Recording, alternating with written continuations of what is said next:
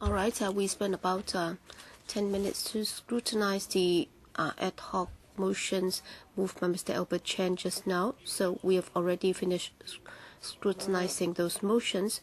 So here I'd like to say to members, as we are all aware, at the FC meeting with regard to ad hoc motions moved without prior notice, we have made some we have had some discussions, and the Secretariat is still reviewing the rules regulating that, and I'll be prepared to adopt a more flexible approach and relaxed approach with regard to this. So far we have not encountered too large a number of such motions, but then as chairman of the committee, I also have to decide if they are related or relevant to the subject under discussion, and out of the 12, I believe that 8 are relevant, and therefore I'll be prepared to raise them for members to decide if you like to deal with them, and then for the remaining 4,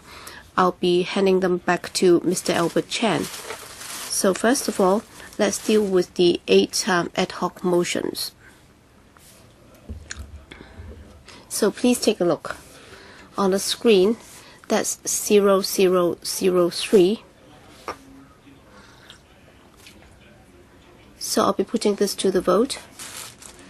That is that this committee agrees to deal with this in accordance with Rule 32A of the PWSC Rules of Procedure in dealing with this. So with those in favor, please raise their hands. So you'd like to claim a division, and the bell will ring for 5 minutes.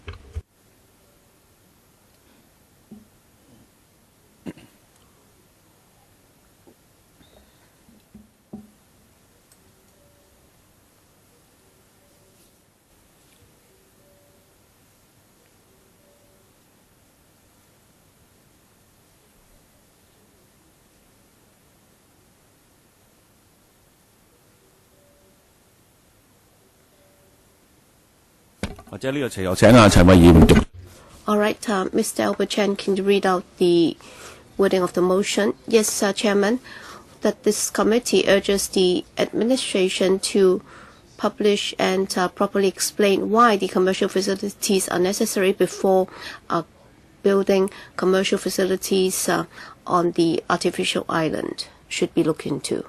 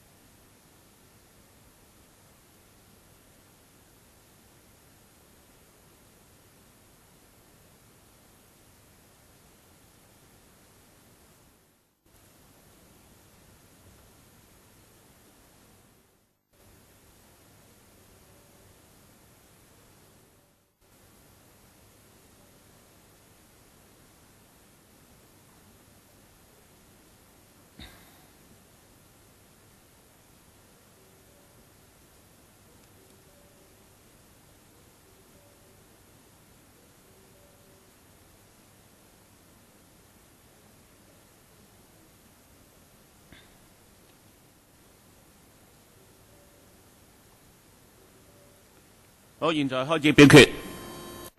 Voting begins. 喺我宣布表決結果之前， Before I declare the result, please verify your votes. Voting is closed and the results are displayed.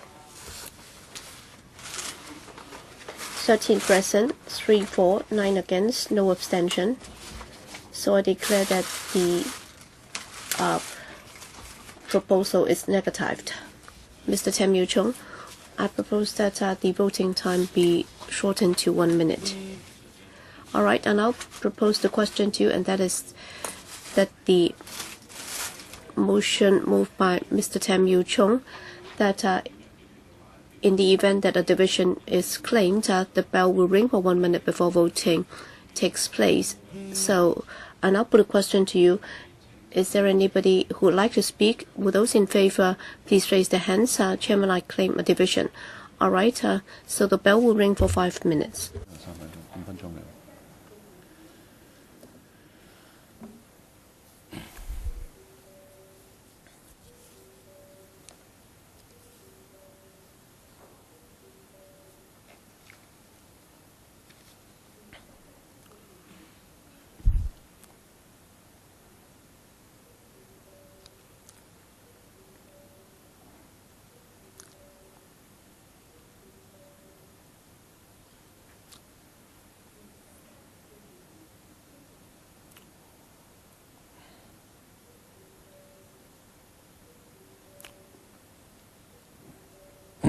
好啦，我講清楚啲啦嚇，大。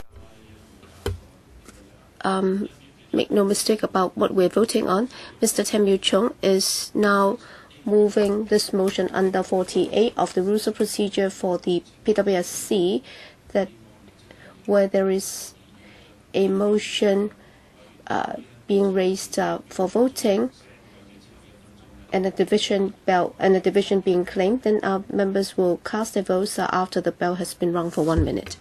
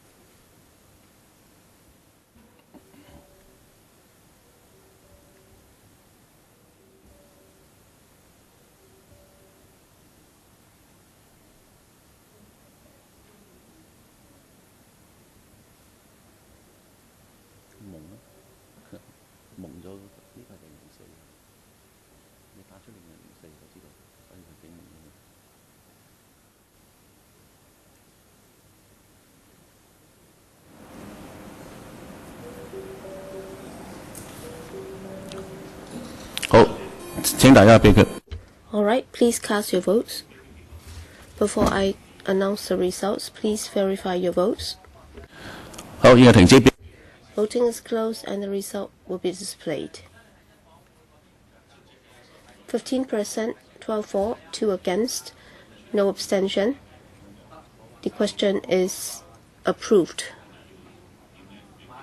So where a division is claimed, voting will take place after the bell has rung for 1 minute.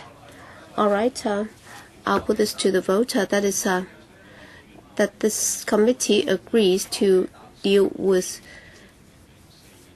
a motion moved by Mr. Albert Chan under 32A of the Rules of Procedure of the PWSC. Will those in favor please raise their hands? All right.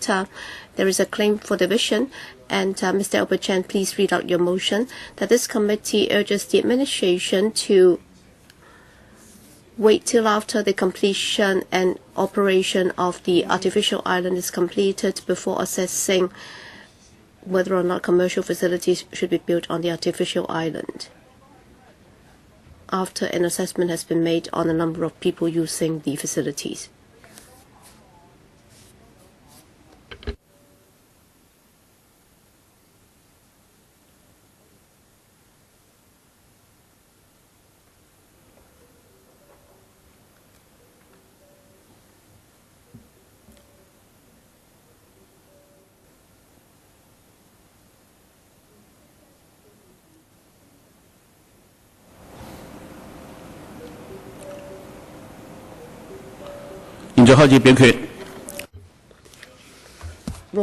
Voting begins. Before I declare the result, please verify your votes. Voting is closed and the results are displayed. 14 present, 3 for, 10 against, no abstention. The question is negatived. 跟住呢個議題呢，就係本委員會同意處理陳偉業。The next motion is that this subcommittee agrees to deal with the motion moved by Ms. Albert Chan under ROP 32A number 5. Ms. Albert Chan claims the division. Mr. Chan, please read out your motion. The motion is that this subcommittee urges the administration to conduct a wide consultation on the proposal of building commercial facilities on the artificial island before doing so. Many infrastructural projects have been going on. The huge number of projects has jacked up the cost of materials and labor. The subcommittee urges the administration to wait until the completion of other infrastructural projects and wait for the decline of wages, labor costs and material costs before considering building commercial facilities on the artificial island.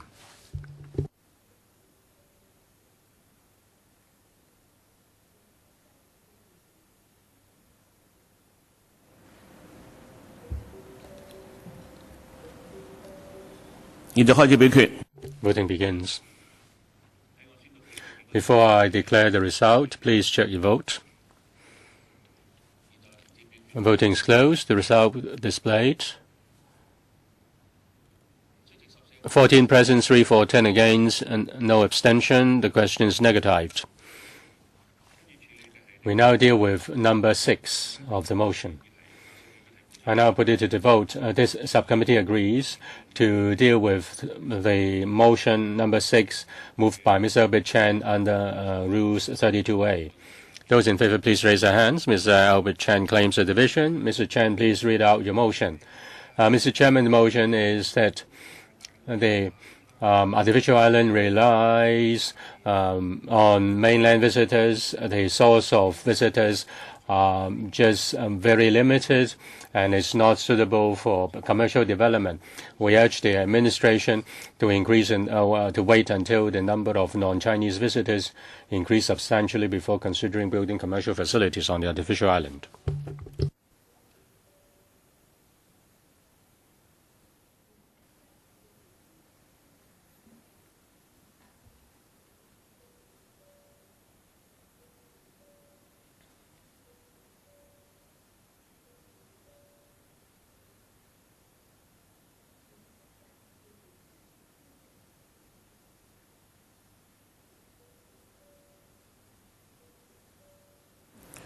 現在開始表決。 Voting begins. Before I declare the result, please check your vote. Voting is closed. The result displayed. 14 present, 3 for, 10 against, no abstention. The question is negatived. Next, number 8. I will put this to the vote. The committee agrees to deal with the motion moved by Mr. Albert Chan under 32A of the procedure of the PWSC. Those in favour? Yes, Mr. Albert Chan claims the division. The bell rings for 1 minute. Mr. Albert Chan, please read out your motion. The motion is that I urge that since the artificial island is close to the airport, the noise of aircraft is very serious and will seriously affect commercial activities. The subcommittee urges the administration to take effective measures to reduce the number of aircrafts and then consider building commercial facilities on the artificial island.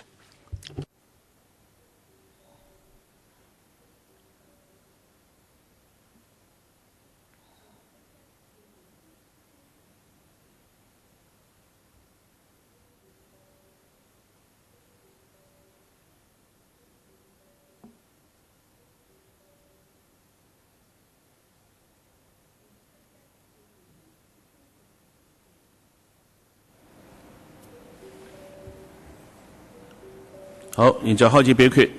Voting begins. Before I declare the result, please check your vote. Voting is closed. Result displayed. 14 present, 3 for, 10 against, no abstention. The question is negatived. Next, number 10. I now put the following motion to the vote. This subcommittee agrees to deal with the motion moved by Mr. Albert Chan under Rule 32A of the subcommittee. Mr. Albert Chan claims the division. Mr. Chan, please read out the motion. The motion is that I move that commercial activities rely on the support of huge numbers of visitors. The subcommittee urges the administration after waiting for the completion of the express rail and other border crossing points and confirm the number of visitors before deciding on building commercial facilities on the artificial island.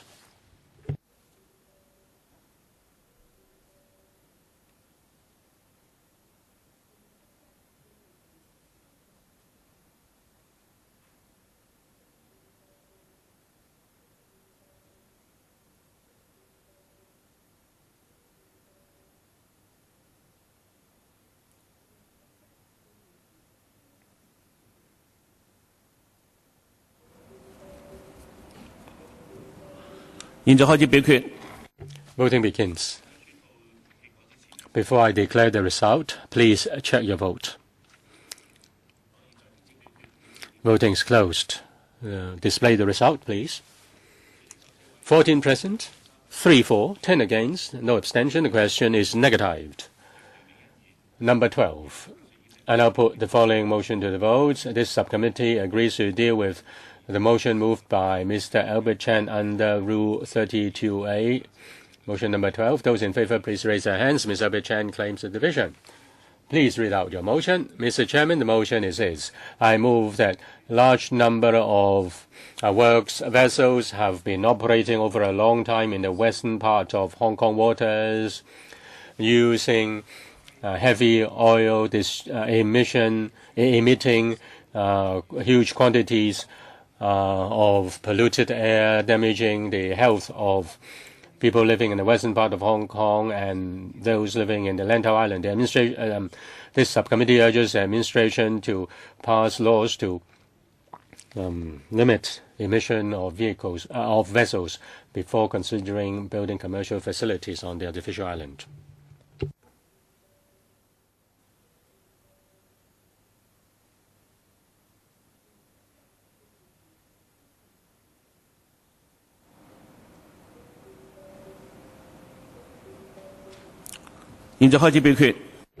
Voting begins. Before I declare the result, please check your vote. Voting is closed. Result displayed. 14 members present, 3 for, 10 against, no abstention. The question is negatived. We now deal with number 13. I now put it to the vote. The subcommittee agrees to deal with the motion moved by Ms. Albert Chan under Rule 32A of the procedure. Those in favor, please raise their hands. Ms. Albert Chan claims the division. The bell will ring for 1 minute. Mr. Chan, please read the motion. The motion is that a large number of works vessels have been plying to and fro in the western part of Hong Kong waters have caused serious adverse impacts on Chinese white dolphins and other marine animals. And there were reports that the number of Chinese white dolphins had declined to a dangerous level. The subcommittee urges the administration to protect Chinese white dolphins and wait for the increase in number of Chinese white dolphins and wait for the rehabilitation or protection of their habitat before considering building commercial facilities on the artificial island.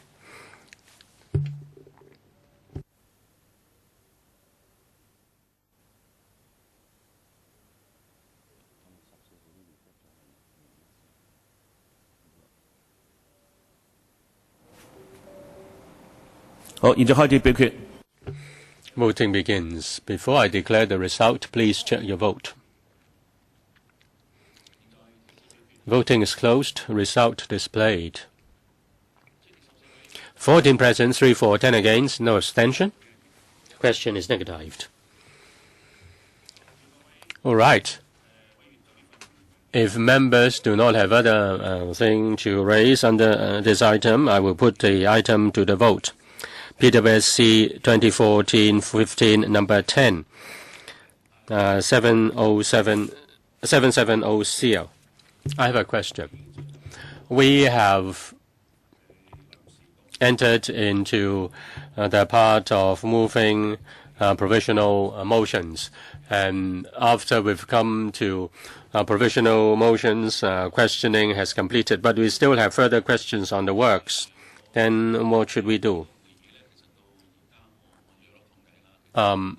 We have had 3 meetings, taking taking about 6 hours. I think we should proceed in an orderly and fair and reasonable manner in respect of discussing this item.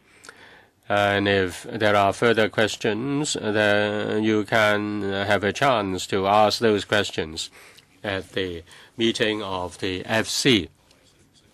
And after we've completed this item, I will ask whether the item will be separately voted at the FC.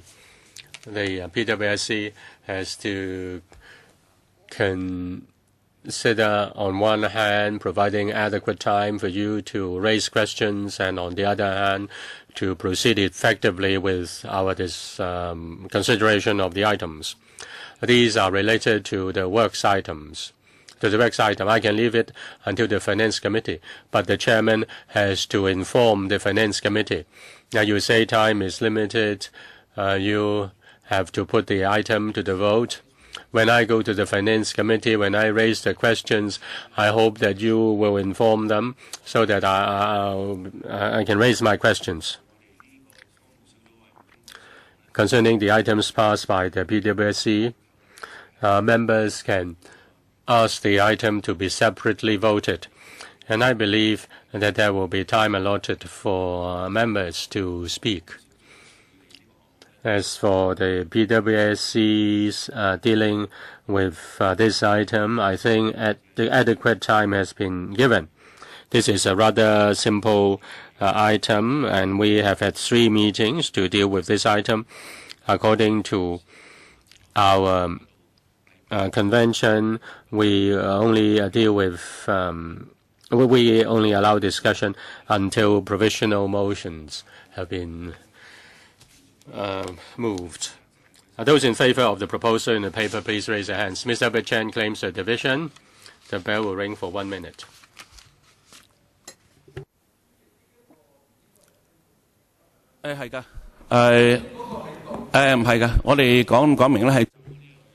It is in respect of this item. All motions in respect of this item That's how we deal with the division bell. 請各位未得主持同意呢。 Now, please do not speak in your seat without the permission of the chairman. Ms. Albert Chan, once again, please. Before I ask you to speak, please do not speak in your seat.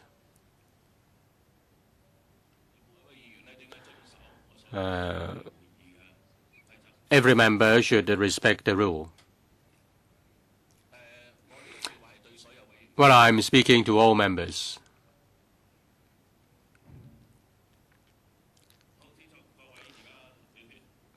Please cast a vote.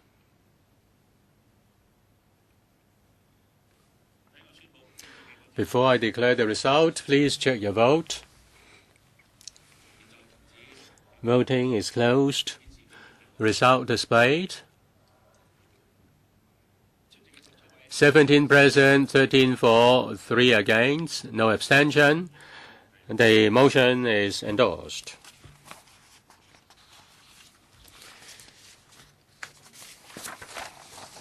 Next item. Head 705, Civil Engineering, PWSC 2014-15, number 11, 768CL, Strategic Studies for Artificial Islands in the Central Waters. The paper proposes to upgrade the 768CL to Category 8, an estimate cost of $226.9 million for carrying out the strategic studies for artificial islands and in the Central Waters and associated site investigation works. On the 7th of April, the panel on development was consulted. The majority of members were supportive of putting the proposal before the subcommittee for consideration. And salient points have been highlighted in the report.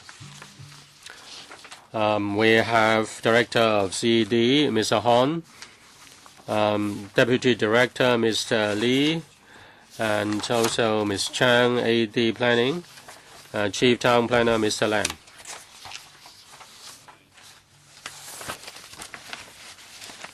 Right. Those who want to ask questions or give comments, please press the button. 如果冇委員要發， If there are no questions, Mr. Albert Chairman, concerning land use and also identifying land for housing, we all support that. 4 minutes, please. But then in terms of selection of land, it's very biased and it's very enraging to the people. Well, a couple of years ago, the People's Power already submitted a proposal to the administration. That is, there are many pieces of land available which the administration can look into. For example, the Fanning Golf Course.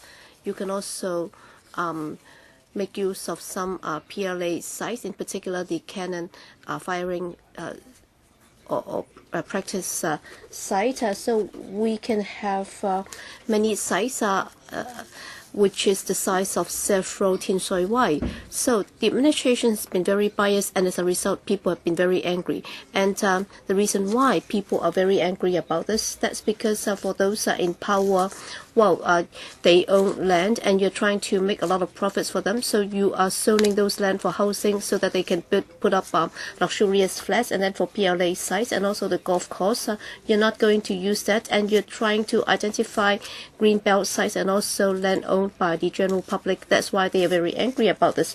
In this case, it's the same. So you're actually going after the harbor area, which Hong Kong people cherish, and you're trying to build an artificial island there.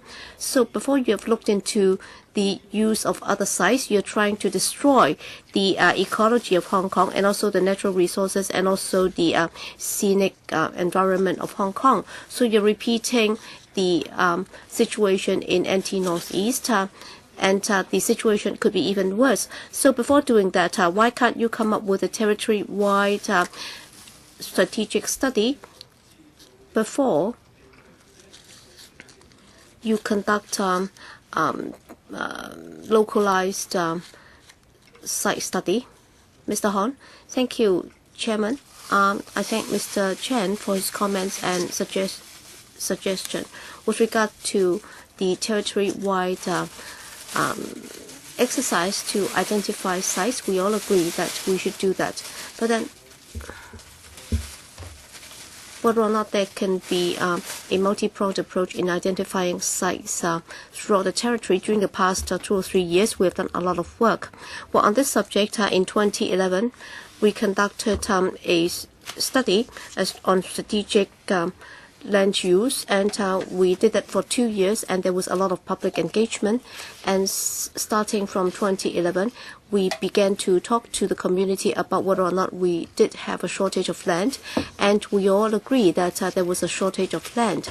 And we are short of land. It's not just land for housing. Yes, we all want to improve our living environment, but then for private flats, well, if you look at the GFA, half of them are less than 500 square feet, and in any major advanced city, we are at the downstream side, and our community is moving towards smaller units, and that's the trend.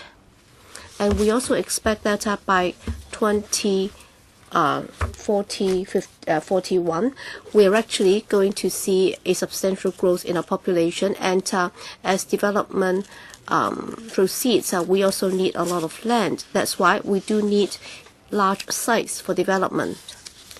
But then, if you look at the prevailing sentiments, people are in favor of adopting a multi-pronged approach in striving for more land for development. And one of the options is a reclamation. So when I have more time, I'll elaborate on that. Next, Dr. Fernando Cheung. So 4 minutes together with including questions and answers. Thank you, Chairman. Well, just now the director said that Hong Kong has a shortage of land, and that's the consensus in the community. Well, when he referred to the entire community, that definitely does not include C.Y. Leung, because in his political manifesto, he made it very clear that is, Hong Kong is not suffering from a shortage of land. If you look at Hong Kong's land, we have only used up some 20% of land, and then for residential sites, it only accounts for some 7%, and he actually made it very specific, 6.9%. So what he meant was, well, Hong Kong still had a lot of land available, and Hong Kong did not suffer from a shortage of land. What Hong Kong needed was proper planning. So that's what he said. So, Director, when you said we had a shortage of land, so you said that there was a consensus on this. So where did it come from? Because the chief executive said in his electioneering campaign that there was no shortage of land in Hong Kong. So he made it very specific and clear. So can the administration explain how he came about with this schizophrenic approach? All right, you talk about the 2-year consultation on land supply, and you said that there would be a 6-pronged approach. So you will be adopting 6 approaches in increasing land supply. So I'd like to know, how about the opposition voices? So which approach has attracted the largest number of opposition or objections? Well, I did not finish what I started to say. I think that's also relevant to what Dr. Fernando Cheung said. Well, please do not use up my time. What I was asking, well, under the 6-pronged approach, so there were 6 ways to increase land supply. So which was being opposed by the community most severely?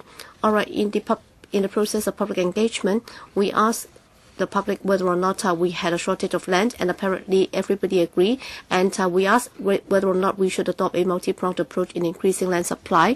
So by that, what we meant was land resumption, redevelopment, change in land use, and also the reuse of the quarry, and also the resumption of reclamation and so on, and also the use of rock cavern. So if Dr. Fernando Cheung is interested in reclamation, whether or not there were more opposition to that, well, during the first phase of our public engagement exercise, we conducted a questionnaire survey. We also conducted a telephone survey on a random basis. Well, those who were for and those who were against was about 50-50.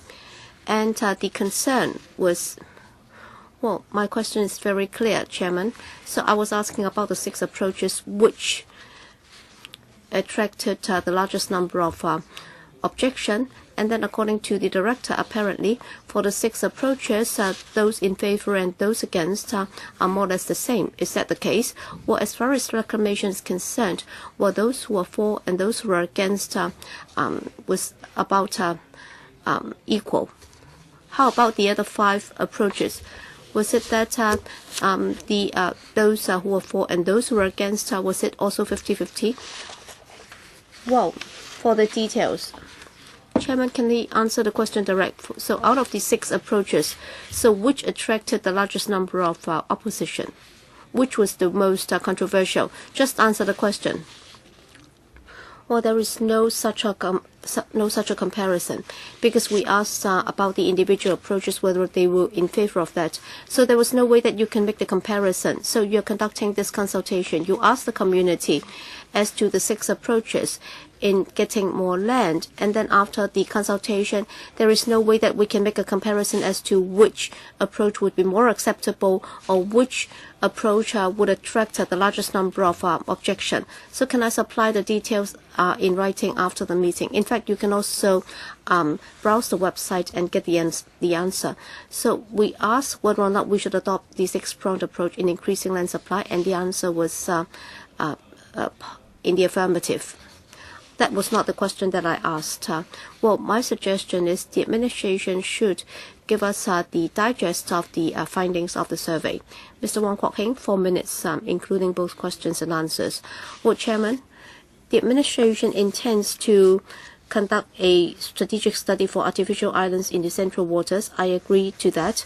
And in this council, on different occasions, I've already made a suggestion a long time ago. I urged the administration to conduct this strategic study, because as we all know, we have a shortage of land, and yet we have a dense population, and the land for development is very limited.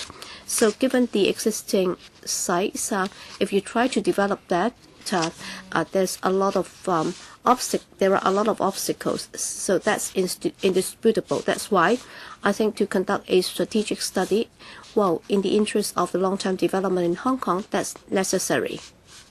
So we have to conduct such studies.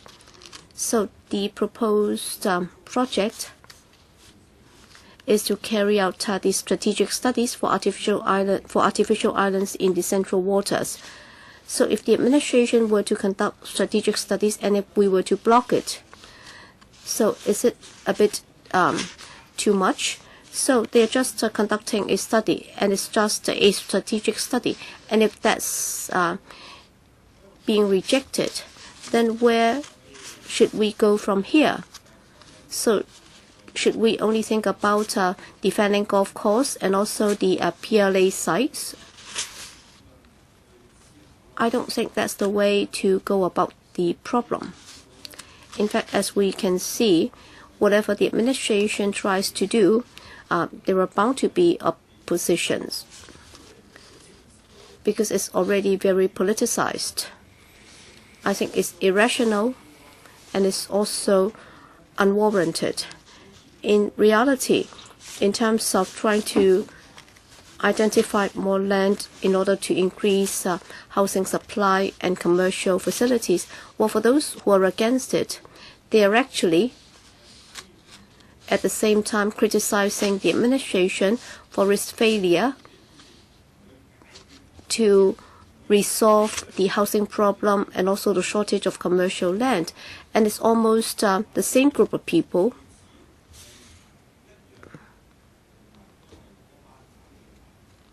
and those in the opposition camp doing everything.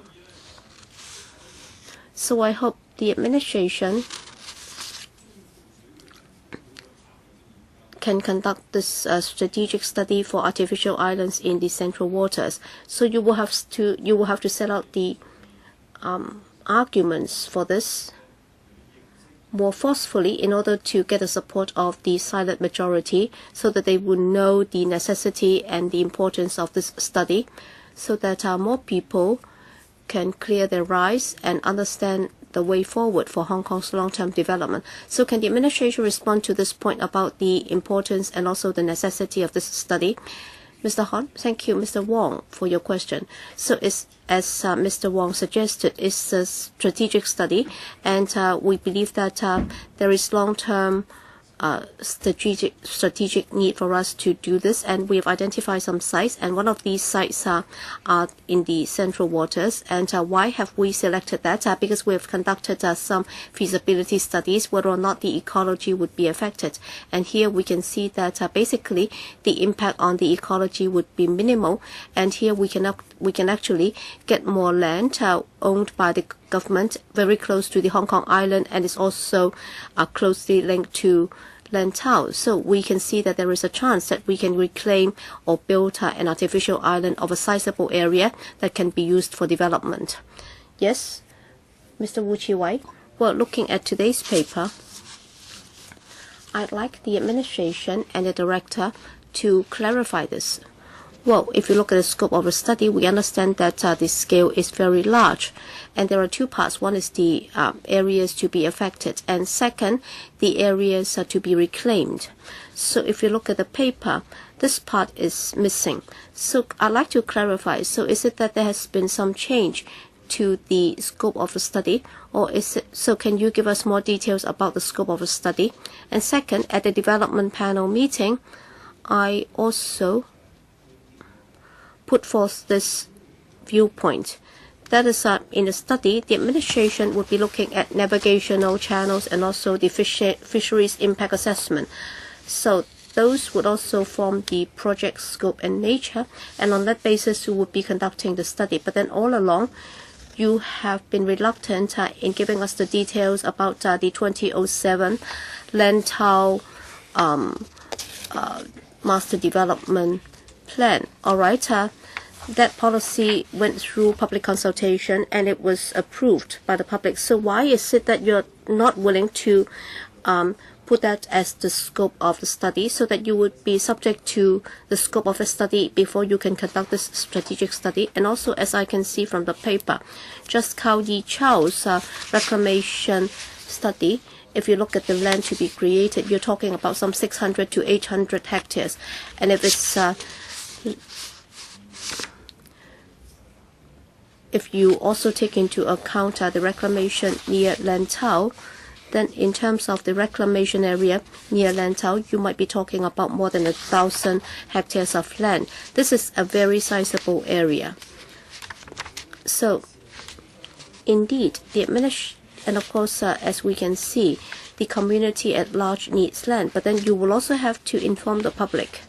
That is, with such massive reclamation, after so much land is created, then what's the need of the community? How much land do we need? And also,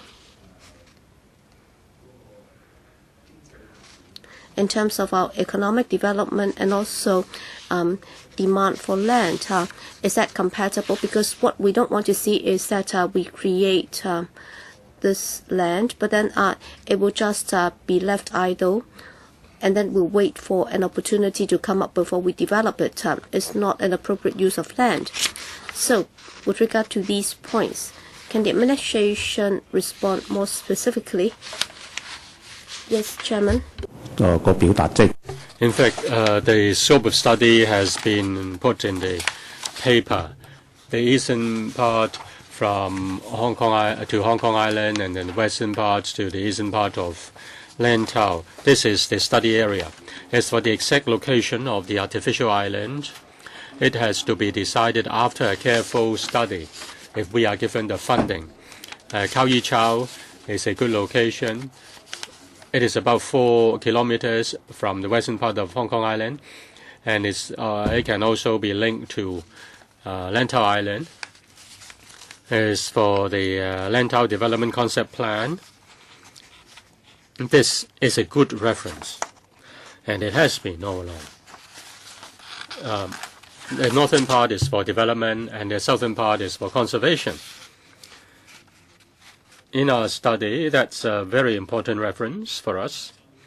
As for Cao Yi Chao, the 600 to 800 hectares, will that be more than 1,000 hectares?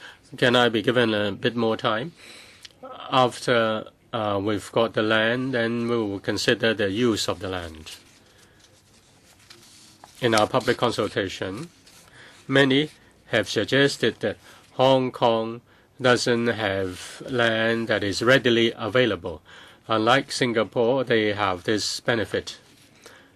The hardwares cannot be provided overnight. If there is a piece of land available when there is need, then we can make use of it very soon.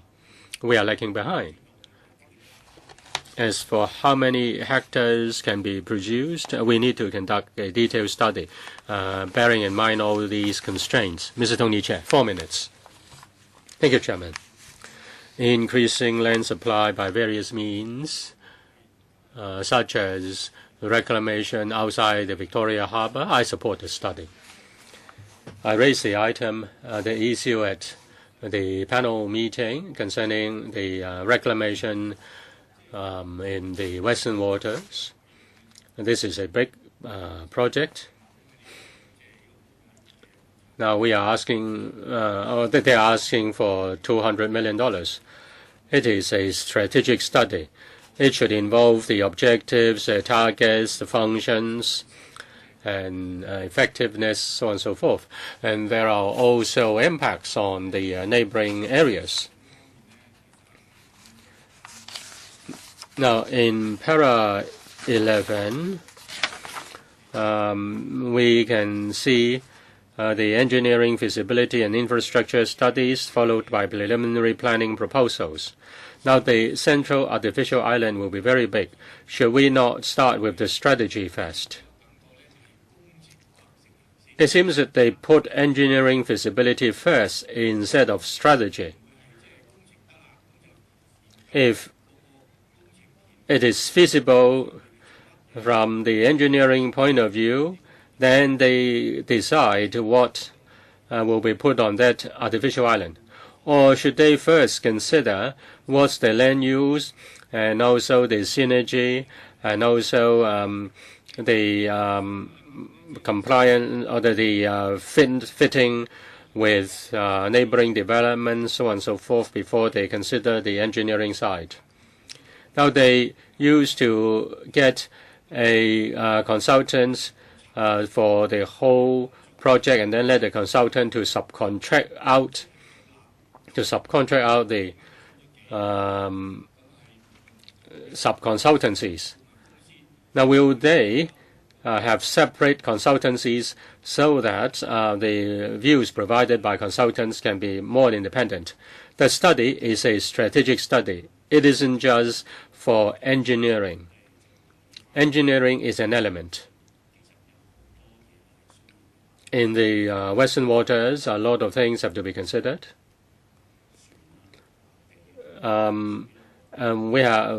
have to look into water currents, anchorage, shipping routes, so on and so forth. And there will be a lot of things in the strategic study, and we need to plan very well, say land use, sustainable development, planning parameters, so on and so forth. As for the overall blueprint, what is a better use? Our view is that it is near the metropolitan area. It's closer to Kowloon and Hong Kong Island and Kowloon. It's also closer to new developments in Lantau in the future. So a residential area and a commercial area will be suitable. We don't have enough residential land and commercial land. If after reclamation a big site can be provided, then we can do some more in terms of residential development, commercial development. The study includes a planning element. If we are to break up the study, there will be difficulties. It is an integrative study. One has a bearing on another. We need an overall consultant to look after that. Next, Ms. Alice Mack. 4 minutes. It takes time, of course, to build an artificial island.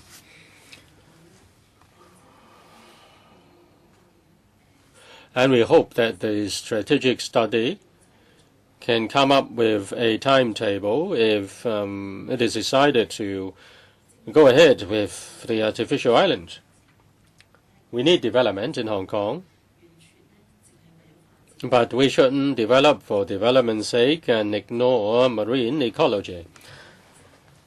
Many fishermen rely on the sea to make a living. We need to make sure that the fishermen's livelihood will not be adversely affected. The study is very important in this regard. And the artificial island will not be an island alienated from other parts of Hong Kong. It should be linked up with other parts of Hong Kong. So what is the transport arrangement? The government has a lot of plans for developing Lantau. Now the MTR system is bursting to the seams. You need to consider the overall transportation network, the link with the artificial island, and after people have moved in, how can they go out? And the development of Lantau shouldn't just be limited for shopping malls, hotels. If we have more land, we should consider a balanced development.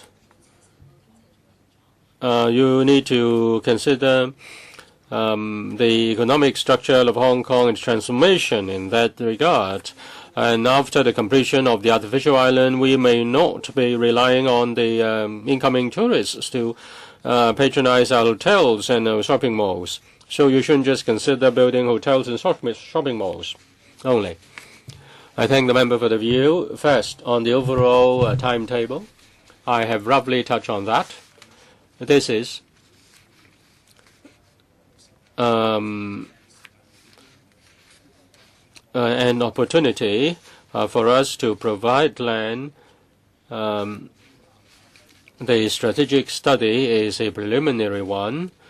We want to look into the area in terms of ecology, in terms of impacts on the neighboring communities. They are rather limited, but we need to consider other matters such as water current, anchorages, and shipping routes. The impact on ecology is not so big, but we still will look into that. We'll spend about 2 to 3 years to look at which location is feasible and how big the size of the site can be, and then we will move on to detailed study of land use. As for impact on fishery and fishermen, we have earmarked money to conduct such a study, and we will consult the fishermen. As for links, this is a major topic. It is close to the metropolitan area and Lantau, developed area of Lantau. We will look into that very carefully, whether it is for residential and commercial development. That's only broadly speaking. Ms. Mack is right. The economic situation changes over time. We will consider what kind of industries will become more favorable. Mr. Leung Chi-Chang, 4 minutes.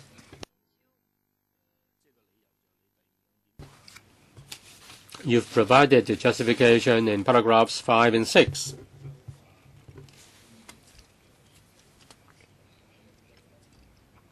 Now you conducted the ELSS and also the study on cavens and reclamation outside the harbour.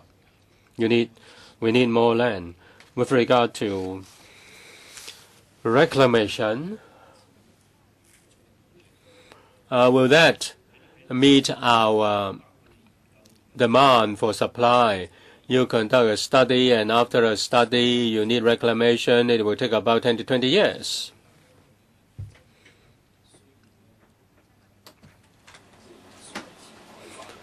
Do we need such a large-scale reclamation for land supply? I have some doubts about it. We need, of course, to prepare for the rainy days. Now, if we don't have enough land now, if we conduct a study only after 2 decades, that will be too late. So how can you find a balance? Is it really appropriate to do it now? In your paper, you say that in terms of location, among various areas of Hong Kong waters, you think this location is more appropriate. Will you consider the size of reclamation to meet the demand, future demand for land?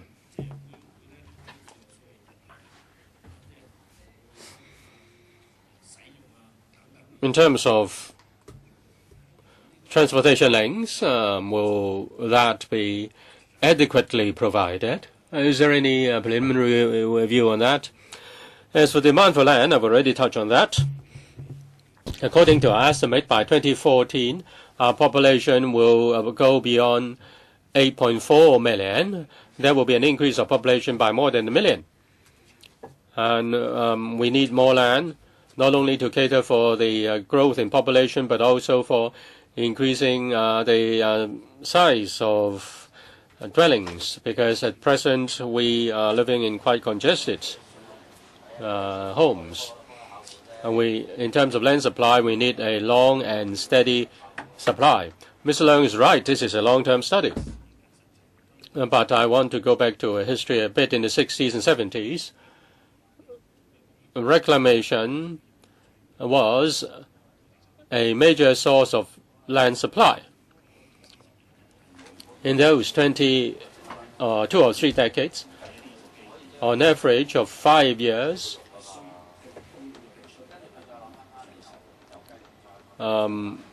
there was a supply of 5 to 7 square kilometers. But in the past 10 years, we have none. We had none. The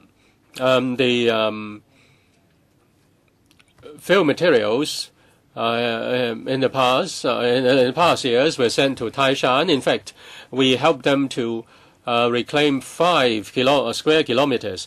Now, if we can make use of the fill, we had been able to make use of the fill materials, we would have generated at least 5 kilometers of land. We are lagging behind. The detailed numbers will be looked into in our study. 4分鐘。 Emily Lau, 4 minutes, including questions and answers.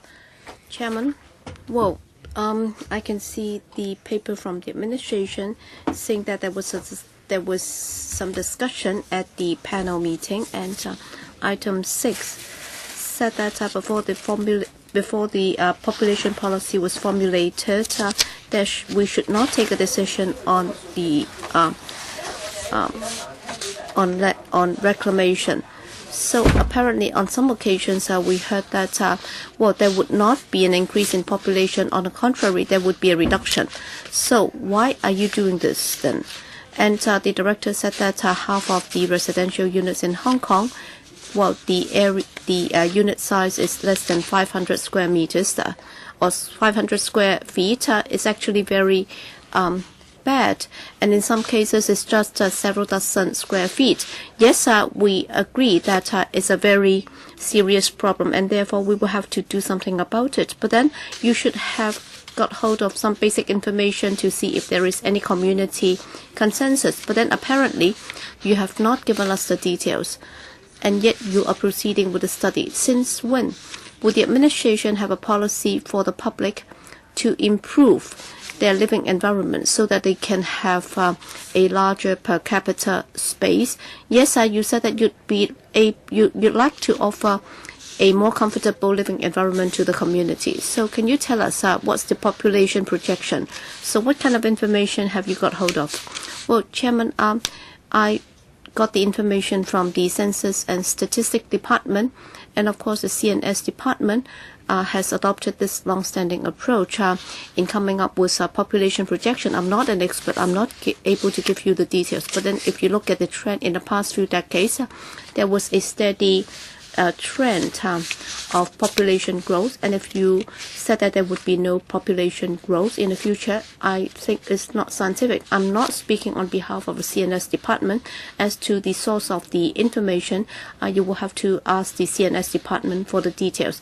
As to whether or not the living environment would be improved as a result of the increase in land supply, well, the current restriction or constraint is that we do have a shortage of land. So with land available, then what we can say is that we can have greater confidence or more room to maneuver in terms of resolving this problem. But then without adequate land supply, then the constraint on us would still be a constraint. And with land supply increase, then of course the policy can then be formulated. But then for the details of the policy, I'm not in a position to answer that question.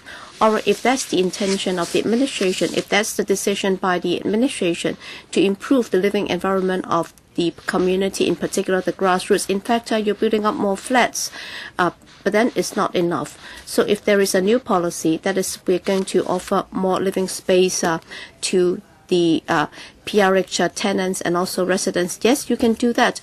But then you will have to take action in order to convince the community that you indeed care for them, in particular the grassroots and their well-being, because that's not the feeling of the people now. But then if you're able to take concrete action, then people will see that you are sincere, but then you're trying to get land here and there, and as a result there have been a lot of grievances and complaints. But then you said that some members made a suggestion, so it's not something that has come out of the blue. Alright, you cannot just say that it's from the Census and Statistics Department, but then have you done anything about it at all? Is it that our anxieties or worries are totally unwarranted? So are you going to deal with those anxieties and concerns? Well, for population growth, definitely it will grow. As regards the scientific study, well, according to the latest projection, it's about 8 million. So that's the projection, and we can see that there is a need for us to resolve the problem. All right, time's up. Ms. Lau. Anyone else who would like to speak in the first round? If not, then, well, we have 3 members speaking in the second round, 3 minutes each. Dr. Fernando Zhang. Chairman, in paragraph 5 of the paper, you quoted 2 land supply consultation exercises. And you were saying that well, in the central waters, according to our current understanding, is Khao Yi Chao, and you'd like to build these 2 sizable artificial islands. So in the end, how large will those islands be? Well, according to the policy address, the area could be ranging from 1,000 to 2,000 hectares, so it's the largest since the start of the island. So my question is, for the area near Khao Yi Chao, if you build the artificial island, then when compared to the East Lantau metropolis development, so the concept or the siting of these 2 sites, when was the decision taken to select those sites? Director, I'd like to clarify one point with regard to the central waters. Well, we can see that well, some 1,000 to 2,000 hectares of land could be reclaimed. So it's not just confined to one site or 1 or 2 artificial islands. As to the exact location of the island and the size of the artificial island, well, we hope that we will be able to find out more from the study. So that's what we intend to do. So that exactly how many islands are we talking about and where are they going to be located?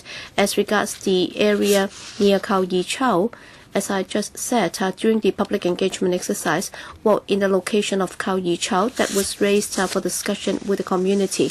So with regard to the area near Khao Yi Chao, we can see that it would be closer to the the western part of Hong Kong, that is the metropolis, and also it would be closer to East Lantau. And the advantage of that location is that we can see that there would be opportunity for that to be developed into a residential plus commercial area. But my question is, with regard to the Khao Yi Chau location, all right, during the first and second phase of the PEE, which paper mentioned that? Well, during the first stage of the PEE, initially we did not have any site location, but then the public subsequently said that without the location, it's difficult for us to talk to you about that. That's why in the second phase, we did mention some 25 sites, and near Khao Yi Chau, we did mention that. So that was in the second PEE, no, in the first. So how about the concept of East Lantau Metropolis, or the ELM? Chairman, the idea of ELM is a more recent one. So it's not in the early stage. In other words, in the consultation document, it was not mentioned. No, it was not mentioned in the consultation document. Next, Wu Chi-wai, 3 minutes for the second round. Yes, thank you, Chairman. I'd like the Director to help me in clarifying this. This is an important reference, and also a restriction on development. I think we need to know the difference, because at the panel discussion, we would be attaching certain strings to the study. For example, the navigational channels, and also the fisheries impact, and how the fishery industry operates. But then, well, as an important reference, does it mean that we can refer to it if needs be, and we can also decide not to make reference to that? That's the important point. And also, the Development Bureau has also submitted a plan, and in the layout plan, you had 3 blue slanted lines, or the shaded parts, including Hailing Chau, Khao Yi Chau, and so on. So I'd like to clarify, for these 3 locations, are they where you're going to reclaim? So are they going to be the sites where you're going to reclaim for land? So can you answer those questions first? Well, for important reference, it's indeed a very important reference. So according to our understanding, that is we had the concept plan there, and we understood that there was this public engagement exercise, and that's the basis for that. That's why it's a very important reference. And precisely as you said, in other locations, for example, there might be ecologically important habitats and so on. So that's also a very important reference. But then it's not going to be a restriction, right? Well, if it's going to be a restriction, then for this study team, then they know that these are the untouchable areas, and they will have to bear that in mind. But then for an important reference, then they can make reference to it, but then it's not necessarily part of the conditions on which they can proceed with the study. So is that the correct interpretation? Well, in the study, I would feel that I think it's better to leave more room to maneuver. For example, for navigational channels and so on.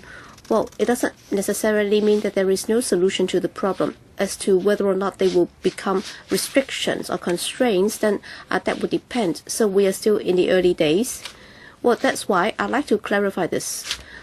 Well, for a study, we all know that if it's a condition on which the study can proceed, then the study team will have to make sure that the problem is resolved before they can proceed. But then if it's just an important reference, then I'd like you to seriously consider that that should form part of the constraints in your study. Next, Ann Chiang, speaking for the first time, 4 minutes. Thank you, Chairman. With regard to Khao Yi Chau's development, I think we have had some discussions already. So the only thing that I'm asking, in fact, I raised this at the last meeting already. Well, in order to enable the public of Hong Kong and also our next generation to have a better idea as to what is happening, is it possible that, well, in terms of the money that you seek, you're talking about over $200 million. Out of that, in fact, we don't need much. So can you come up with an animation so that the general public will have a better idea as to what you are going to do? so that from Hong Kong Island to Khao Yi Chau, and then from Khao Yi Chau to East Lantau. So you can almost form it into a loop. So that's the basic concept. It's a very remarkable idea, but then I hope that you can produce a video like an animation so that people will have a better idea as to whether it's achievable. So animation, thank you, Ms. Chiang, for your suggestion. We can do it, and there is a need for us to do that too.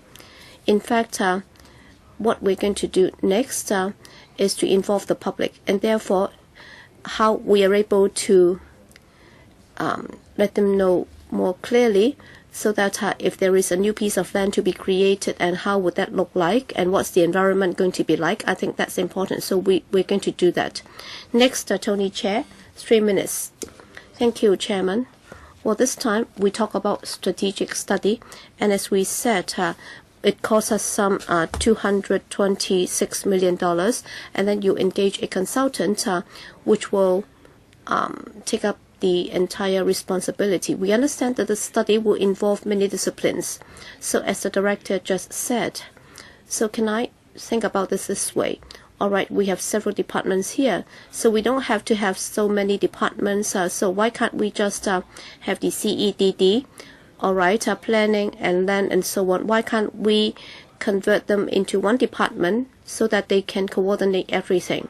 So is that the best arrangement? I do have grave reservation about this. So my question for the director is, all right, in Hong Kong, we are talking about over $200 million, and we do have consultancy firms available. How many of them are there? So I hope that I can get some figures. All right, during the past 7 years, so with regard to government's consultancy studies exceeding $200 million involving multiple disciplines. So how many consultancy firms are there for the administration to choose from? Thank you, Chairman. Director? Yes, Mr. Chair is right. So this is a massive strategic study.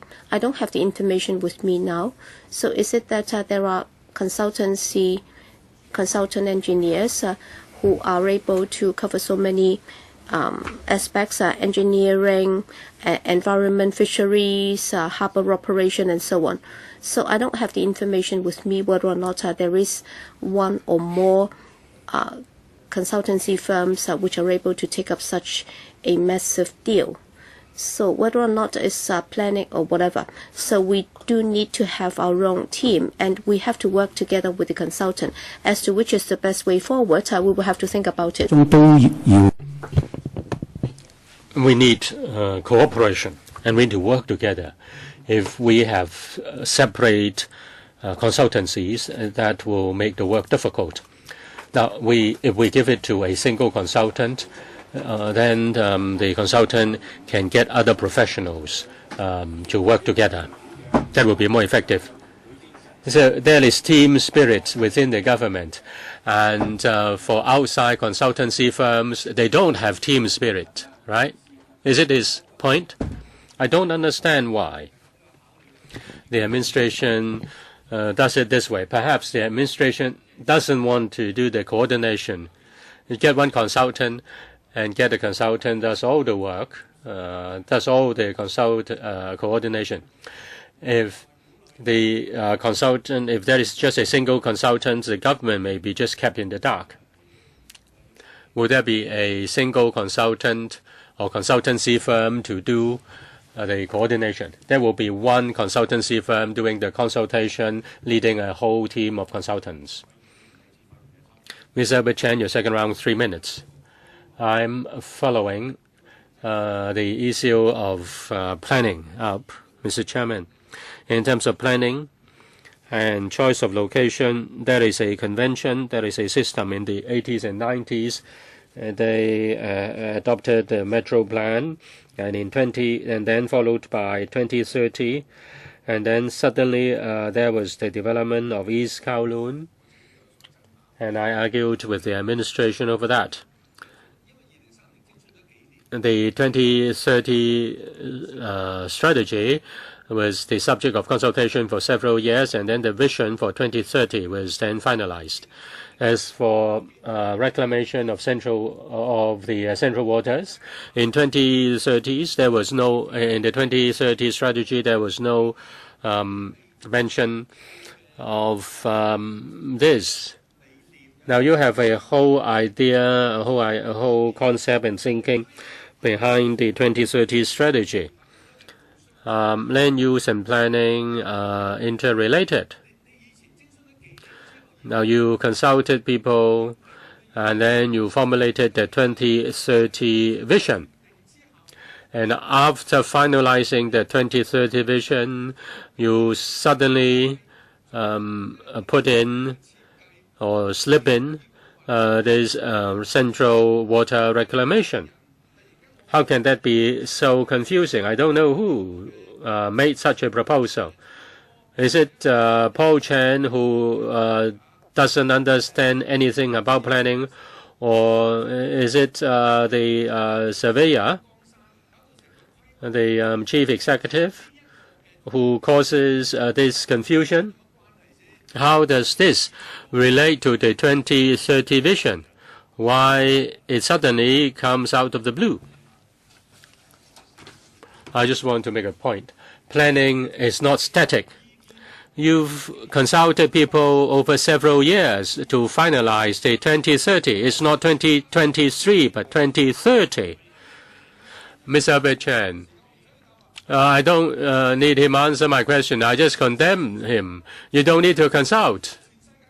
You consulted people, you consulted the world, you spent several years on a consultation, you came up with a vision on 2030, and now you come up with another plan out of the blue.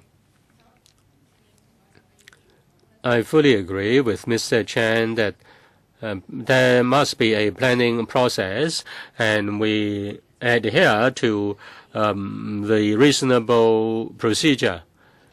In 2007, we conducted the 2030 study. We were able to see that if we were to provide more land, we had to have a lot of lead time. We need to be far-sighted. The 2030 study was completed 7 years ago. Now it's 2014. We need to maintain our continuous development. We need to consider the interests of Hong Kong's overall development and Hong Kong's stability. We need to be far-sighted, and that's why we go beyond our needs. We go beyond 2030. That's a distortion. Now, in the 2030 vision, you've already spelled out what the situation would be in 2030. Time is up. Concerning the island, it will be later than 2030. The present is a preliminary study. We consider what options are feasible after 2030. This is only a preliminary study, and the study is to find out the feasibility of reclamation. And then we will consider the overall mode of development. Ms. Chen Yunhan, it's a turn for Ms. Chen Yunhan, but she's not here. Ms. Emily Lau, your second round, 3 minutes. Yes, Mr. Chairman, it's about due process. A member asked the East Lantau Metropolis, which was mentioned in 2014. Was there any consultation on that? So what's the purpose of consultation? If it is, it wasn't included in the consultation. Did it come out of the blue or did it come from the rocks? As for artificial island, it was a matter of consultation. The question was on East Lantau. The term East Lantau didn't appear. In the consultation paper, it was a recent idea. But for the artificial island, it was there. It is not this one, but the other one. In the first phase of public engagement, there was a proposal on reclamation near Kao Yi Chao and other areas. We considered the possibility of artificial islands for members' consideration. As for East Lantau, that idea was very clear. Was there any consultation at all?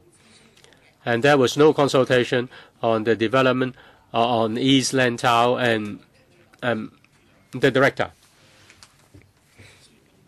Although the name East Lantau was not mentioned, but as for the ELSS, there is a need to have more land and do it by reclamation. And we can see that this is near the metropolis, is near to the future development of Lantau North. There are good opportunities for development here. And public engagement will not come to a stop.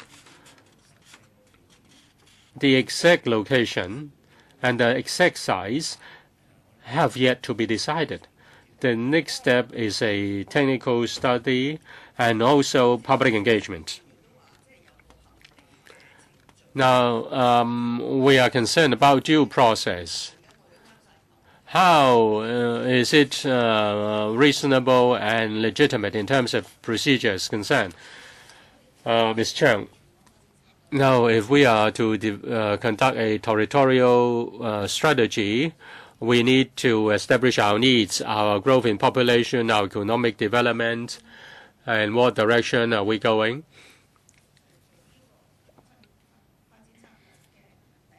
This is the first step of our territorial development strategy. And we did this in the 2030 study. And then we consider our options. After we set out all, the above, and then we consider the options. In the 2030 study, we look at various options, including urban development or development in other parts of new territories or reclamation. We considered various options, and then we compare the options and then set the priorities. The final recommendation was to make good use of land available fast, and then in the medium term,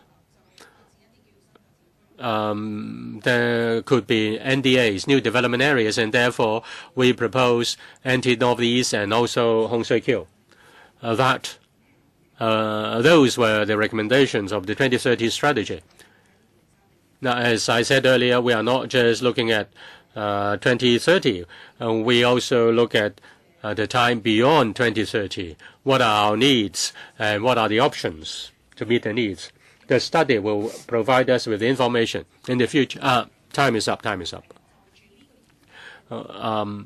In the study, information will be provided whether it is the scale of development or the needs for infrastructure. We can look at it from the study. At the previous panel meeting of the development panel, members should be aware that this large-scale artificial island does go beyond 2030. Ms. Chen Yunhan, your first round, 4 minutes. Thank you. Yes, in fact, you did mention the artificial island. There were people for and there were people against the artificial island.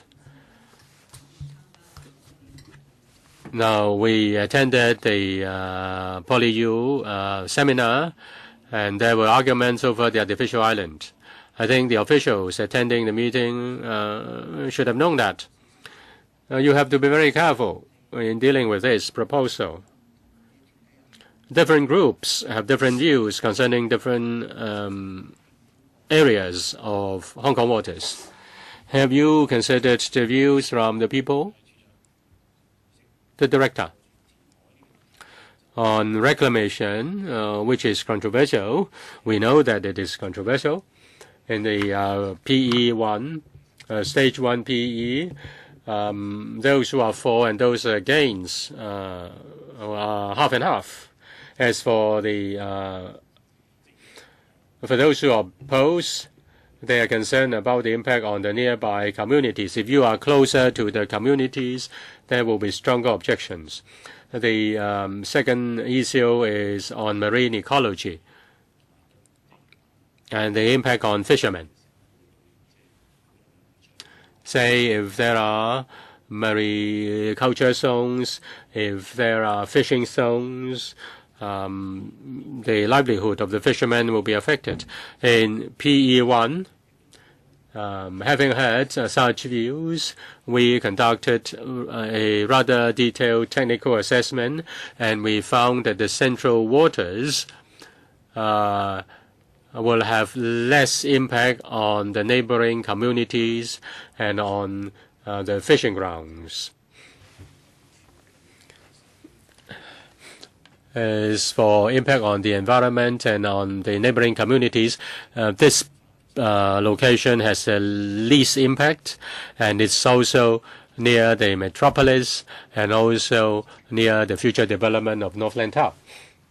And the concerns raised will be carefully looked at, and there will be public engagement exercises as well. Chairman, I hope that the administration will attach importance to that. Mr. Lee was present at the seminar. The views were divided. The government has to be very careful if it is to make a first step. You say you're just getting a small sum, $60 million, and then to conduct a study. I have reservations. 反對一樣嘢嘅，但係當我哋最原始都好緊要嘅諮詢期嘅時候，如果意見都起落咁大咧，嗱。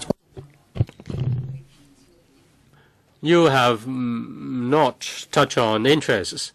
Now, if you touch on interests, then the fishermen will negotiate with you.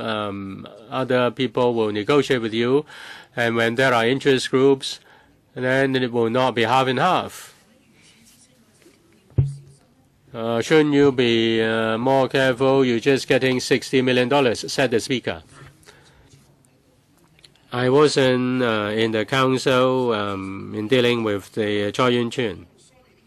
There is a need to handle public opinion, and you should not agitate the people, and you're asking for trouble. I support development. And when there are different views, then you can't just say you do some advanced work. In fact, you are laying down the mines for the government officials in the future terms. The consultation is not right. That is very dangerous.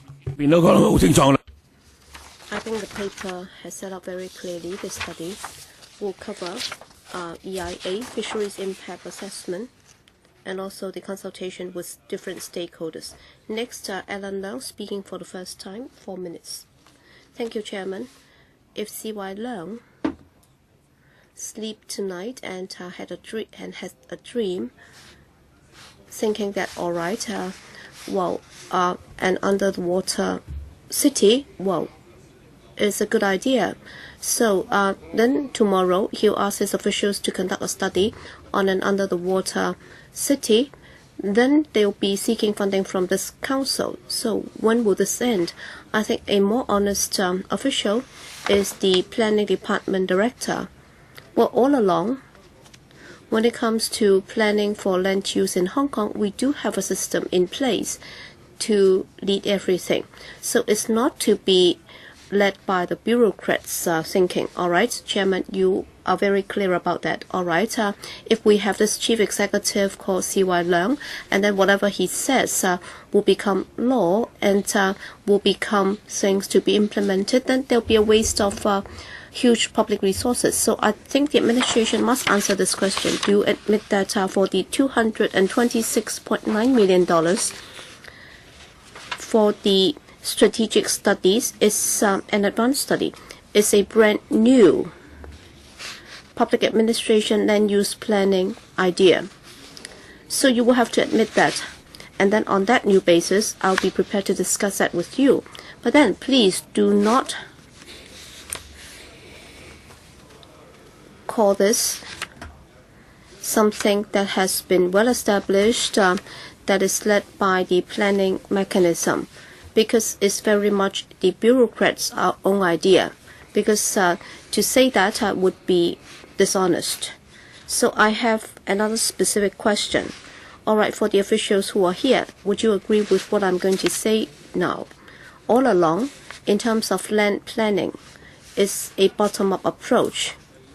So the local officials would be working with the local stakeholders, and if they think that there is a need for land zoning planning, then they'll do that, and then they'll come up with different land uses through the town planning mechanism, then they can do it. But then on this occasion, it's a complete change. So I'd like to get an answer for that. Yes, Director. Chairman, in fact, I'll be asking Ms. Zhang to respond to you on the planning procedures. But then with regard to reclamation to create an artificial island, well, I think we have done that for more than 2 years. We have been organizing the PEE, and we have had many public forums. It's a prioritized land planning strategy, and so it's an ELSS. So I can ask Ms. Zhang to supplement on that. Yes, let me explain. Well, for the overall strategy, we had different components. That's the enhancing land supply strategy. And we also thought about any urban options and also NT options and reclamation options and so on. Prior to that, for some of the new development areas, for example, the Northeast NT, well, some studies had been conducted back in 1998.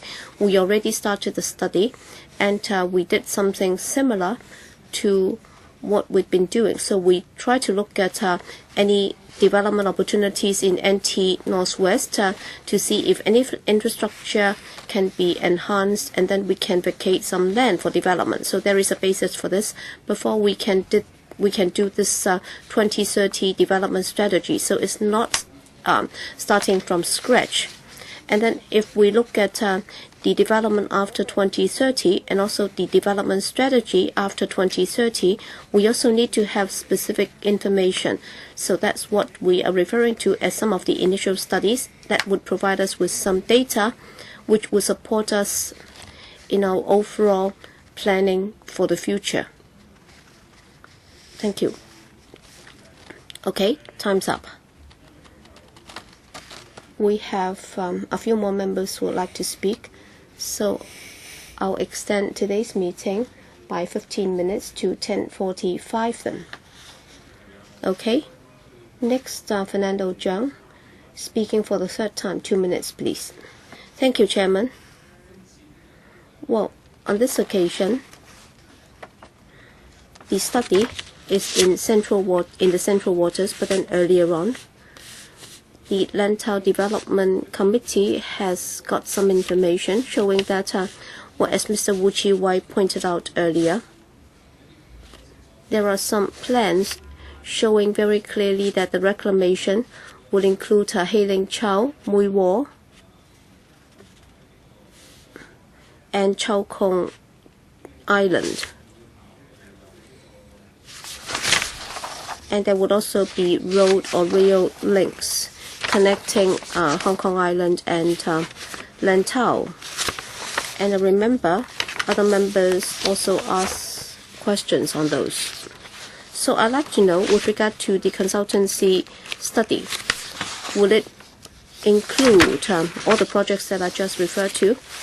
Chairman, we haven't come to a stage whereby we would be embarking on a detailed engineering study. This is a general high-level study. It's a strategic study. So looking at the paper, if you look at enclosure 1, that's the scope of a study. So this is a larger area because so these are the areas where we can create the artificial island. But then Fernando Zhang was right in saying that we will first consider the artificial islands and where they are to be located, and then the connection between the artificial islands and the main islands, and then the consultants would be looking at what can be done about the links given the constraints. So first we will identify the site for the artificial island, and then we'll see how that can be connected with the other parts of the territory. Alright, in para 3A, you said that the infrastructure, the engineering feasibility and infrastructure study including broad reclamation extent and transport links. So all those will be covered by this study. Yes, the scope will be as shown in enclosure 1. As to what links would be provided, that would be for the next stage. Okay, so I think the director has already given a very clear reply. The strategic study will look into these, but then it will be confined to the strategy. It's not a detailed engineering design. Next, Wu Chi-wai, speaking for the third time, 2 minutes. Thank you, Chairman. Just now the director has been saying that it's a very important reference, the 2007 Lantau Revised Development Strategy. Well, that's an important reference because we want to leave more room to the study team. But then over the time, we've been saying that between conservation and development, the administration needs to strike a balance. Well, objectively, for Khao Yi Chao, if you are allowed to reclaim land there, it's already a sizable area. But then, in this study, if you have to do something else, which people are worried that there might be problems, then well, you might find it difficult to proceed with your further study. So I hope that you would agree that the 2007 Lantau Development Outline Plan would become or form the constraint for this study, because when we look at the layout plan, in fact, you would also be looking at Hailing Chow and Mui Wo. That would also form part of the study area. So if the 2007 Lantau Development Outline Plan is to be made a constraint or a string attached to that, then you would not have considered developing Hailing Chow and Mui Wo and whether or not reclamation should take place there. Because if you are serious about conserving Lantau South Country Park, then to a certain extent, there should also be some restriction on transport links. I think it's also necessary. So, Director, maybe you don't have enough time, so I have to ask again. But then if you're not willing to include the 2007 Lantau Outline Development Plan as one of the conditions to be attached to this, then to me, to the entire DP, with regard to the core of your study and also the direction that you're going to take, we will cast doubt on it, and that would also affect our votes. Thank you. Time's up. Next, Albert Chan, speaking for the third time, 2 minutes. Chairman, just now Alan Leung made an analogy. It's a very interesting analogy, and it's also very true. It's a hard fact because we've been following planning for 30 years. We have never seen such a ridiculous study. Of course, if it's from a private consortium, well, in the 80s, Cheung Kong, Hutchison, and Wu Ying and Gordon Wu already made a similar proposal. All right, in the 80s, they already made the suggestion. So you should have given the copyright back to Gordon Wu. All right, you said that the artificial island would go beyond 2030. That's your wrong interpretation. But then planning is not about an individual's wish. So you cannot just say that that would go beyond 2030. Because if you look at the overall development and how Hong Kong should be developed and which sites should be used for what purposes, you have to have you need to have comprehensive planning, and you need to go through certain consultation procedures. So why is the 2030 study very important? Because I've submitted submissions on 3 occasions to the administration, because it's an established procedure and we have to be consulted. It's not just about C.Y. Leung's dream or wish, because it could be a bad dream or a nightmare. So, this is a very serious problem. It's a very serious development. Because if you look at the development in the central waters, to a certain extent, some roads and some flyovers might also affect the Victoria reclamation area, and that might also be subject to the Protection of Harbour Ordinance, and some of the things might be prohibited. And yet, these are very important developments. All right, on the name of it, you're just conducting a study. All right, it's not a conceptual study. If it's just a conceptual study, I would definitely allow you to do it. I will have no doubts about it whatsoever if it's just a conceptual study. But no, this is not the case. So you are asking for some $250 million, including engineering feasibility. So again, it's jumping the gun again, and this has gone beyond the 2030 decision.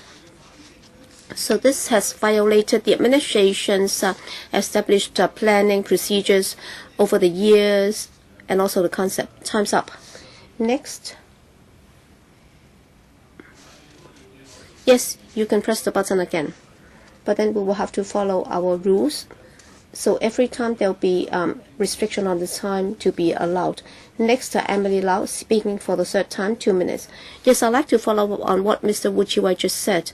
So we have told the administration on different occasions, one of the major concerns is how we can conserve and protect Lantau South. So I think there is a community-wide consensus. And if the administration were to conduct a study, then you will have to take that out from your study area. That is for future transport links that will not be connected there, because inevitably you will have to affect those areas. But then the administration has not been willing to give us the details. All right, that is an area that we would like to protect, because the community is very concerned about that. But then if you're going to affect that area, then how can we support you then, Director? Thank you, Ms. Lau, for your comment and your question. Well, my personal view is, I might have said that already. Well, we would like to give more flexibility to the study. I think scientifically it's better. For example, if near Khao Yi Chau there's going to be an artificial island, so how should that be connected to the rest of the territory? Should it be connected to the northeastern part of Lantau?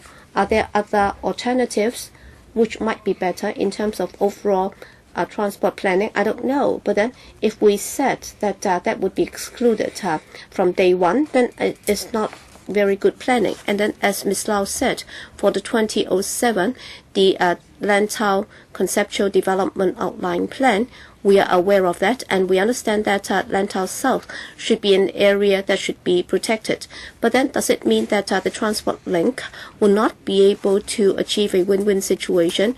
We understand that we have to strike a balance between conservation and development. But then, if there is to be any transport link in the future, we'll be looking at that principle too. Chairman, that's what you have not been very clear about your consultation. You have not clarified all those things before you come to us for money. So you will have to draw the line very clearly, but then you're saying that, well, it's okay, we'll try that first, and then we'll talk about it later. So we're talking at cross purposes. Michael Tian, first time, 4 minutes. Chairman, concerning this territory-wide study, I find it mind-boggling. You have your planning department, and you also have the Transport Housing Bureau. How do you work together to deal with transportation and distribution of population? Now you say you study will include the links, including railway links. Anthony Chang is now studying railway development after 2020.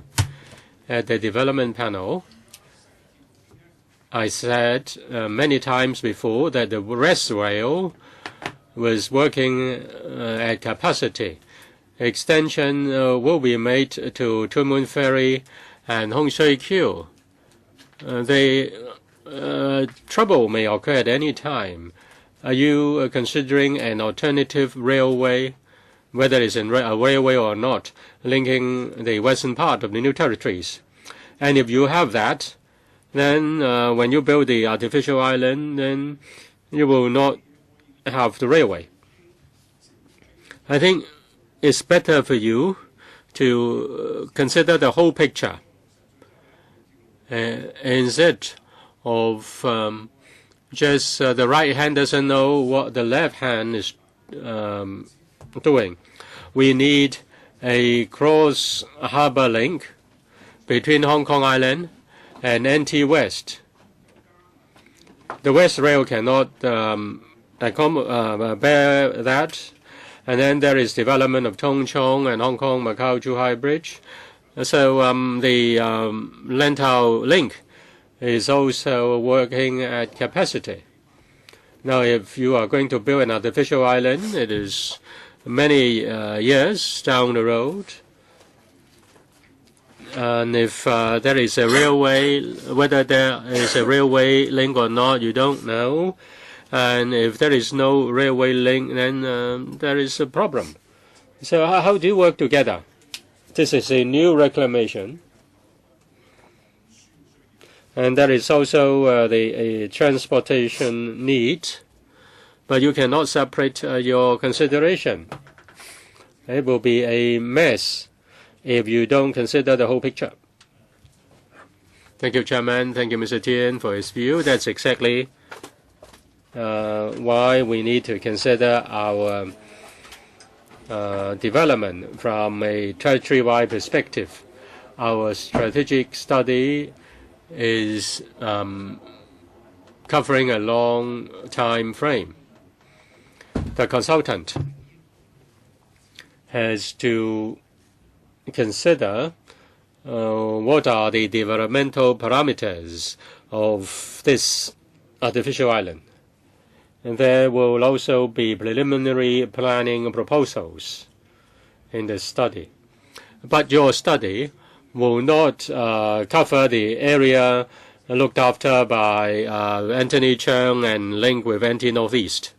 If there is an artificial island linking with Lantau, there may be a link with Tuen Mun. There may be such a link with Tuen Mun. If there is a railway proposal, then it will be considered as a whole. We will work very closely with the THB. Alan Leung, your second round, 3 minutes. Now we mentioned the 2013 territorial development. Now, in the year 2000, on the 9th of July, 9th of June, there was a paper that was conceptual study, and that's the work procedure I know. Now, the department responsible for application for funding was the director for planning. With the support of the Secretary for Planning and Lands, the Director of Planning applied for $15 million for conceptual study. That's conceptual study. Mr. Michael Tien has hit the bullseye. As I said earlier, if C.Y. Leung had a dream this evening and he came up with the idea of a subterranean city, then he would start his executive machine, and then after 2 days, he come before the FC for funding. If you look at Annex 3, Enclosure 3, they asked for $226.9 million. They look at feasibility, engineering, feasibility, and infrastructure study. In fact, they are preparing for works. 14 years ago, they asked for $15 million. Taking into account of inflation, it was still no match for the present amount they asked for. Now, I hope they can be honest. You should be honest, but when C.Y. Leung put pressure on you, you cannot admit that, you cannot tell us that. But we are responsible for guarding keeping the gate. We cannot just allow you to demolish the whole existing mechanism and system, and you do not follow the statutory planning process. You just follow the instruction of C.Y. Leung. Well, that's not allowed. In comparison with the application for $15 million for the whole 2030 study in 2007. Now they ask for $226.9 million for an artificial island, which was the dream of C.Y. Leung. Is it reasonable? I've already said that the concept of an artificial island was the outcome of a 2-year study. This is not through the statutory planning process. I ask for a simple answer. Yes or no? The Director. Mr. Leung. Sorry, the speaker is not coming through. Mr. Leung, your time is up. I give some time to the Director to respond. Let him respond to your question. We have yet to come to that stage. In the next phase, we will go through the town planning process. We are just doing a strategic study. It is in the central waters. It's a big artificial island. There are many constraints.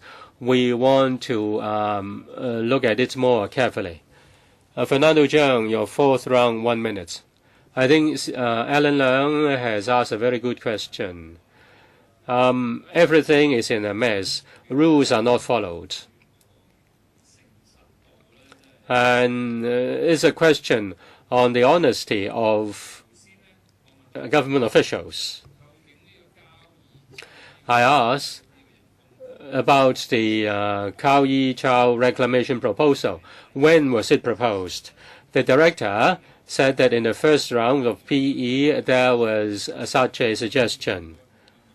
I thought that that was true, since it was his answer. But when I checked check stage 1 PE, there were 25 proposed reclamation locations. Not a single one was related to Khao Yi Island. Look at this map.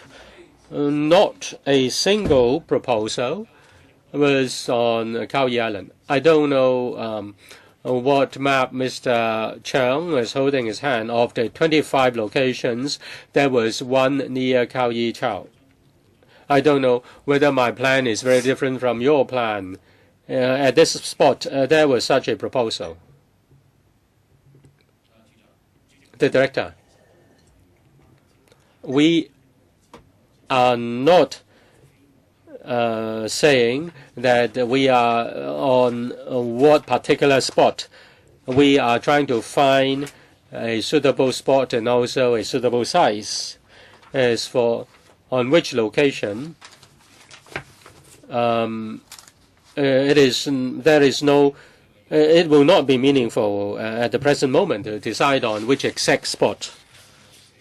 I want to give some time to the Director. Concerning this study, why you don't agree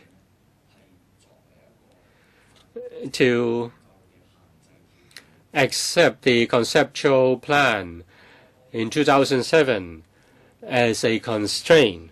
You say you give more freedom to the consultants. Does it mean that the 2000 revised conceptual development plan of Lantau can be disposed of? It's not that we dispense with the conceptual development plan of Lantau. It's not that we have given up the consensus in respect of development and conservation. In future development, it will be a very important reference. It is not 100% constrained. It is not scientific to give adequate freedom to the consultancy. We do not have 100% certainty that there should be a link with the northern part only and not with the southern part. Albert Chan, your fourth round, 1 minute. I respect the technical officials. They have their professional standing, but I hope that you uphold your good convention. You should not learn from C.Y. Leung or land holding Paul. Procedure is very important.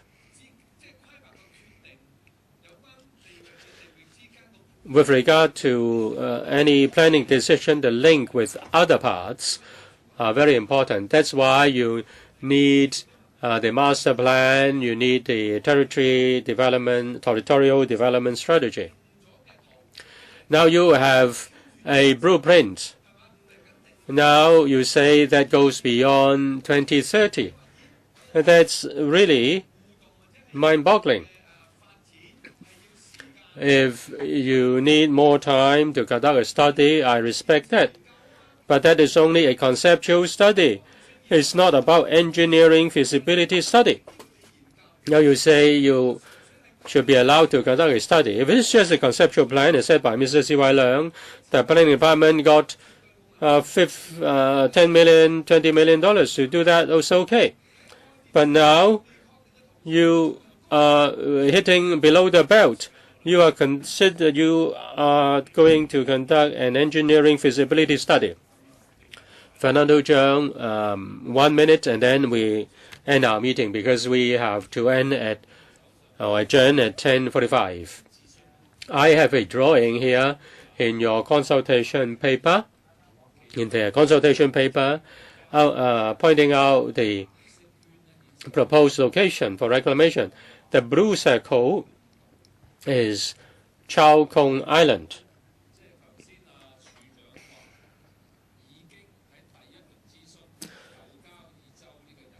I cannot see the information of Cao Yi Chow in the first PE, public engagement. The director in the first round with Cao Yi Chow included. Well, it's difficult to say. Just basing on your map, maybe after the meeting, I will talk to Mr. Chang whether we are looking at the same document. The open meeting will help to show the truth. On this map, it is not Cao Yi Chow, whether it's Chow Kong Island or Cao Yi Island. Mr. Lee, let me add. In the first PE in 2011-2012, at the start, after the start, some asked us to provide some reclamation locations, and we quoted 25 examples. And out of those, one is near Cao Yi Chow, and we call that Ping Chow, Hailing Chow connecting island option. So during the initial period of a study, in fact, we did receive many submissions, and the findings were that in the central waters, where there would be fewer sites of high ecological value, and we can see that in the central waters, we do have this advantageous position for us to build the artificial island. But then when we conducted the internal study, well, in the central waters, there were more than one feasible site. That's why after the first phase of PEE, the conclusion was that we proposed 5 inshore reclamation and 1 site in the central waters. Why is it not like the inshore reclamation locations where we would point out the specific location, because we're talking about large bodies of water and there were a lot of constraints, including water current and also navigation channels, and that's why in the study we tried to zone the entire central waters. We would not look at the specific locations for the artificial islands. The meaning is that we do not have specific information to tell us where the artificial islands should be located. That's why in the consultation we only mark the entire Central Waters with potential for the construction of artificial islands when we embarked on the consultation. And during the consultation exercise, we heard that the public was more supportive of having the artificial islands in the Central Waters. And the reason why we had the East Land Metropolis, the ELM, or for the Central Waters for the artificial islands, we have established the opportunity, and we have also gone through the consultation. We knew the locations, and as to the exact location for the artificial island, we will have to conduct the strategic study before we can identify the exact location as to the name of the East Land Metropolis. That's because the location is in between the Hong Kong Island and Lantau, and there is ample opportunity for us to build it into a metropolis. That's why we call it the metropolis, in order to highlight the significance. All right, time's up. So today we have approved one item, and then at the FC meeting held on the 11th of July, that would be submitted and tabled for discussion. So I'd like to ask you if you'd like to have a separate voting on that at the FC meeting then. All right. Next meeting will be on the 24th of June. So we will continue with this item. Thank you. 好，多謝各位出席。